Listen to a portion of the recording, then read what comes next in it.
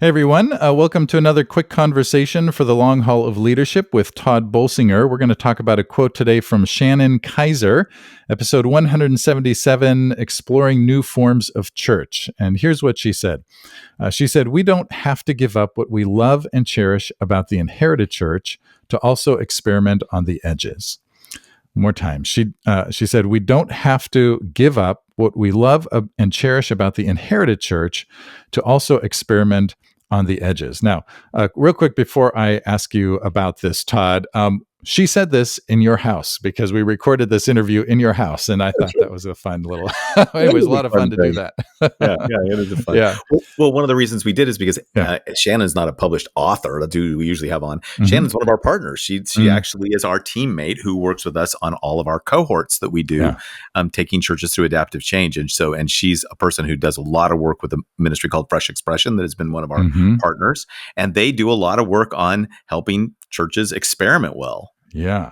And I love this quote that she gave talking about the inherited church. I really like that expression, and then experimenting on the edges. And why don't you just sort of flesh out like what these words mean? What does it mean to the inherited church and experimenting and all that? Well, one of the most important things in adaptive leadership is to pay attention to the fact that you are adapting something that's already alive. Mm-hmm. Like you're adapting core DNA, you're trying to bring a living organism, a community of faith, to adapt to be healthy and thrive in what has been a changing environment. Mm-hmm. So the inherited church is everything that goes before us.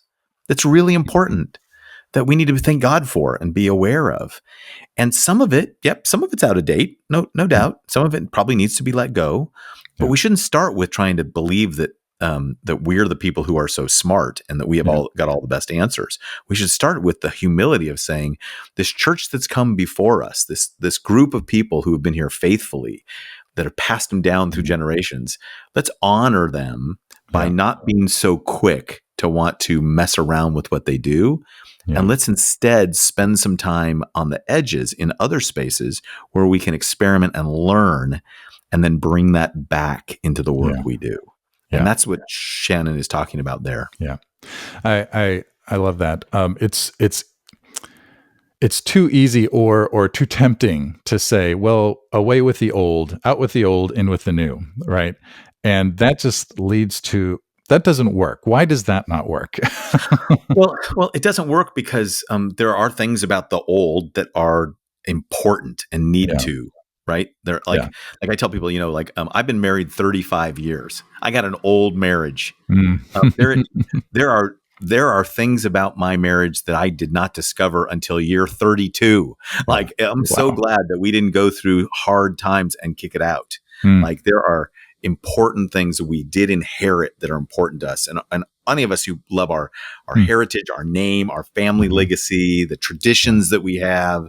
I mean, there's the way my family did Christmas that is really so important that my kids are going to think about that with their own families. So let's be humble enough to acknowledge that many things we've inherited are valuable to us. And then ask, so what is it that needs to shift so that the essence, that thing that is life-giving, can continue on. So at 35 years, my wife and I don't connect the same way we did in the first 5 years, especially when we had little kids. We actually have deeper connection in some ways, and also other ways that we know each other so well that we it's more informal in other ways. I mean, it's what's beautiful about a marriage is that you're married to the same person in many different times, different places. Yeah, right. And it's a constant new discovery of one another. Right? Yeah. Which is true in a church, perhaps as well. Yeah. Like you're discovering new aspects of who we are as a church is So one of the ways we do that is we have this method we use in our cohorts with a Church Leadership Institute called dual transformation. It comes from a guy named Scott Anthony and his work out of Harvard Business Review, and we've adapted it and we use it a lot in our work, and it's called dual transformation. And what you do is you say, while we're paying attention to the inherited church, we have another group of people experimenting on the edges, learning things that we can bring back in. Yeah.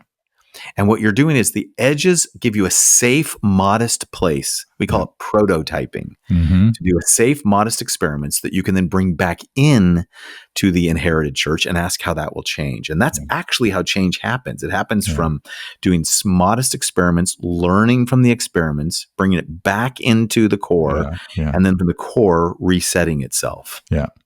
And then the inherited church, or maybe the legacy congregation, so to speak, says, "Oh, that's neat.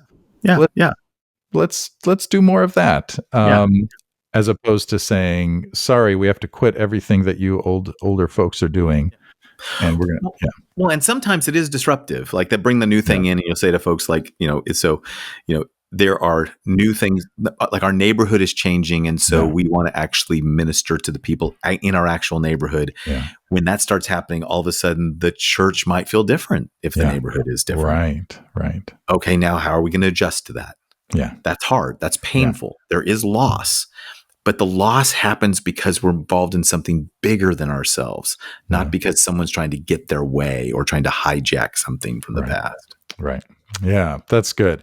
Good practical change leadership, which is so important. Let me read Shannon's quote one more time. She said, "We don't have to give up what we love and cherish about the inherited church to also experiment on the edges.